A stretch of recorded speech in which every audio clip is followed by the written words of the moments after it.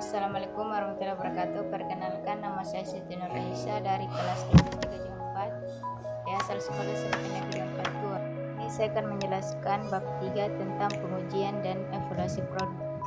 Bagian A, pengertian produk. 1. Hakikat pengujian produk. Pengujian produk merupakan kegiatan penting untuk menjamin kualitas produk di pasaran. Sebelum produk dipasarkan, perlu dilakukan pengujian produk terlebih dahulu. Pengujian produk dilakukan dengan pengukuran terhadap sifat dan kinerja produk tersebut secara standar tertentu. Proses pengukuran sifat dan kinerja suatu produk inilah yang disebut dengan pengertian produk. Jadi pengujian produk adalah segala proses yang dilakukan oleh seorang peneliti, baik melalui pengukuran kinerja, keamanan, kualitas, dan kesesuaian produk terhadap standar yang telah ditetapkan. Yang kedua, tujuan pengujian produk. Pengujian produk dilakukan untuk memenuhi berbagai tujuan, antara lain: A. Memastikan produk tersebut telah memenuhi persyaratan spesifikasi, regulasi, dan kontrak sesuatu produk. B. Memastikan produk sudah berjalan sesuai dengan standarnya melalui pembuktian demonstrasi produk. C. Menyediakan data standar bagi kepentingan ilmiah, teknik, dan kegiatan penjaminan mutu. D. Menetapkan kesesuaian produk dengan penggunaan akhir. E. Sebagai dasar untuk komunikasi teknik suatu produk. F. Sebagai sarana perbandingan dengan produk lain. G. Sebagai bukti dalam proses hukum seperti pertanggungjawaban produk, hak paten, klaim produk, dan lain sebagainya. H. Membantu memecahkan masalah yang terkait dengan kendala produk. I. Membantu mengidentifikasi efisiensi biaya dalam proses produksi. Yang ketiga, kegunaan pengujian produk. Besarnya nilai pengertian produk bagi perusahaan ditunjukkan oleh banyaknya kegunaan pengertian produk. Adapun kegunaan dari pengertian produk adalah: A. Meningkatkan kinerja produk dan kepuasan pelanggan. B. Produk akan lebih unggul dibandingkan dengan produk pesaing. 3. Dasar mengukur kadar luarsa pada kualitas produk dalam penyimpanan. Memberikan pedoman yang tepat terkait masalah harga, nama merek, kualitas, kemasan produk. E. Dapat memantau kualitas produk dari berbagai pabrik dari tahun ke tahun dan jujur distribusinya. F. Memberikan gambaran daya terima konsumen terhadap produk tersebut. Keempat, pihak yang berperan dalam pengujian produk. Adapun pihak yang berperan dalam pengujian produk: A. Pemerintah, B. Perusahaan, C. Organisasi konsumen. Yang kelima, persyaratan pengujian produk. Ada beberapa persyaratan yang harus dipenuhi agar pengujian produk benar-benar akurat dan dapat diterapkan adalah sebagai berikut: A. Pendekatan sistem, B. Data normatif, C. Perusahaan penelitian yang sama, D. Uji lingkungan nyata, E. Populasi sampel yang relevan, F. Variabel kritis, G. Tindakan konservatif. B. Standarisasi dan sertifikasi produk. 1. Pengertian standarisasi dan sertifikasi produk. Istilah dari standarisasi berasal dari kata standar yang memiliki arti satuan ukuran dan dapat digunakan sebagai dasar kualitas, kuantitas, nilai, dan hasil karya yang nyata. Dalam artian luas, standar menunjukkan spesifikasi dari suatu produk, bahan, maupun proses. Menurut ketentuan pasal 1 angka 2 PP nomor 102 atau 2000 tentang standar nasional, standarisasi adalah proses merumuskan, menetapkan, menerapkan, dan merevisi standar yang dilakukan secara tertib dan bekerja sama dengan semua pihak. Sedangkan pengertian sertifikasi menurut pasal 1 angka 11 PP Standar Nasional adalah rangkaian kegiatan penerbitan sertifikat terhadap barang dan jasa.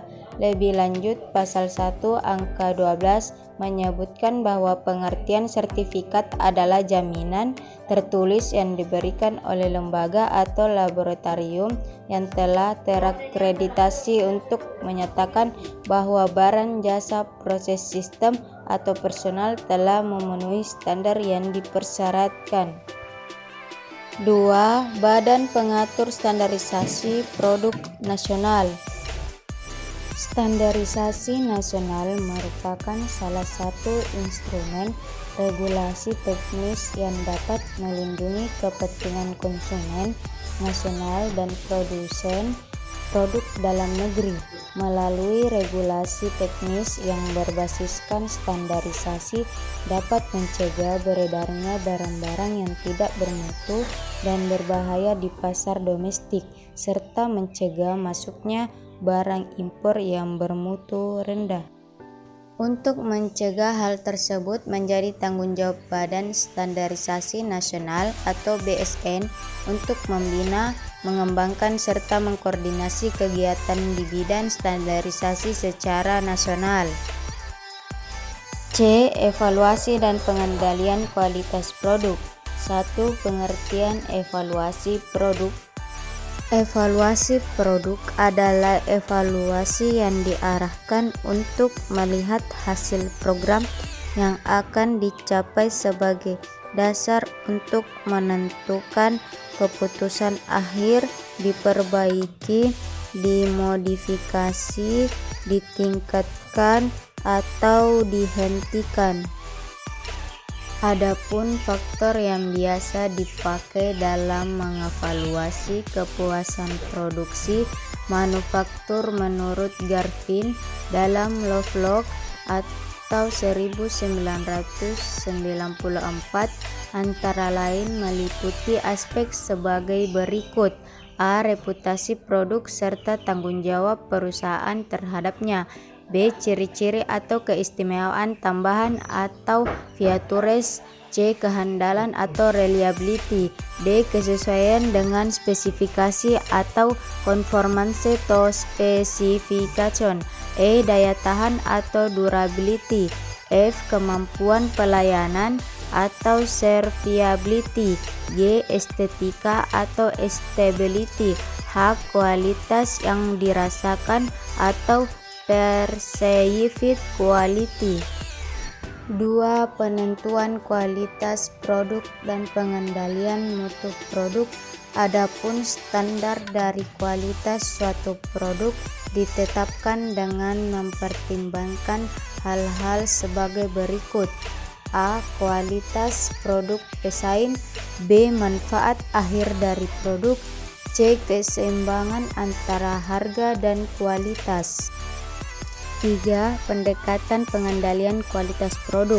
Pengendalian kualitas bertujuan untuk mencegah terjadinya penyimpangan-penyimpangan baik bahan, tenaga, waktu, maupun kualitas barang jadi serta untuk memperbaiki kesalahan-kesalahan yang terjadi sebelumnya pada saat maupun setelah proses produksi. Pengendalian kualitas umumnya dilakukan dengan menggunakan 3 pendekatan, yaitu sebagai berikut. A. Pendekatan masukan. B. Pendekatan proses. C. Pendekatan keluaran.